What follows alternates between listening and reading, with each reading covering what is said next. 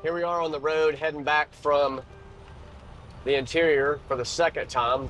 So I wanted to give a quick update for my supporting churches and show you a little bit about what's been going on and what's the way ahead. So when Brother Fry got here, he just joined us like any other preacher or my family or lay preacher in my church would to take a trip with me.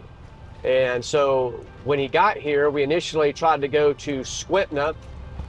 Going out to Squitna didn't work out so hot. Within the first 4 miles, one snow machine broke down. And then before they ran out of snow and decided to come back and meet me at the road system where I was currently working on a sled, they broke 2 more sleds.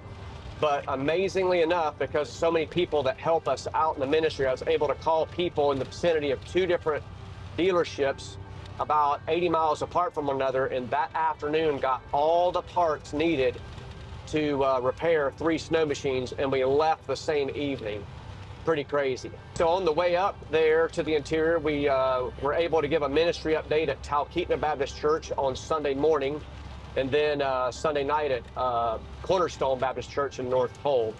Monday, we made it out to the Eureka Trailhead, unhitched the pickup truck. It took us about 2 hours to make the 30-mile trek to Rampart. So we tried to have a service with the folks, but there was a building frozen up. I guess the plumbing was messed up, and so people had to focus on working on that. We saw probably 6 people there. Got to give a John Romans to a woman I'd never seen before. And in the end, after all that was done before leaving, we checked the weather and it looked decent for a paramotor flight.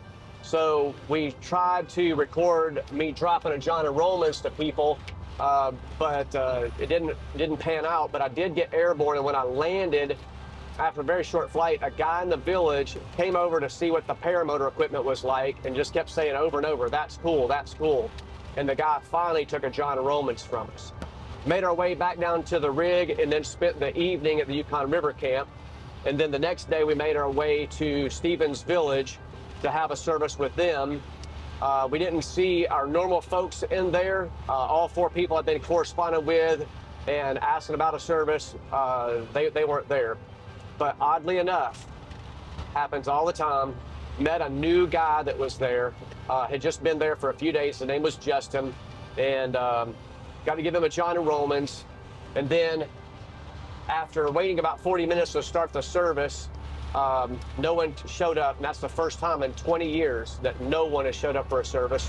And then we made our way all the way back down to the house on Wednesday, and then Thursday I spent the day recovering equipment and washing the vehicles. It was really muddy.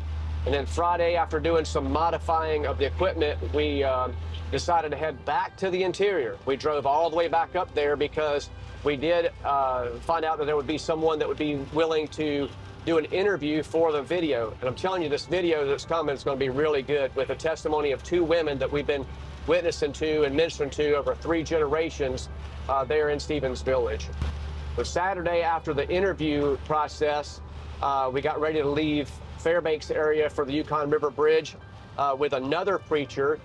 And we took a trip all the way to Stevens Village, and one guy came to the service. And guess what? Door-to-door soul winning. Remember, we were just there the previous Tuesday. Sunday morning, going door to door, I met 2 more people in 2 different houses I'd never seen before. We got to witness to them and invite them to church as well. Monday, we made our way home. So over the time that he's been here 2 weeks, we've spent 10 days on the road, covering 2,400 miles by road, 140 miles by snow machine, 60 miles off-road with the pickup truck, and 6 miles with the paramotor. And during that time, because of Starlink, I'm able to stay in touch with people. And so while I'm away from home and on the road, I got all these hours to talk to people, I was able to give tips, advice, and encouragement to 2 different missionaries to Bush, Alaska, who are looking to get into the same type of ministry as us, doing circuit ministry and evangelism off the road system to villages near them. And on top of that, my son Caleb's probably going to be joining us really soon as he gets out of the Coast Guard into full-time ministry with the Remote Alaska Missions Ministry. I'm looking forward to that because he's got 4 of my grandkids. And then one more interesting thing, there's a guy who grew up in Belize as a missionary kid. He's contacted me and he's committed to come, bought tickets to come and attend our last winter's trip this season by Snow Machine. He'll be here in about 3 weeks. I'm really looking forward to all these new people getting involved in Bush, Alaska.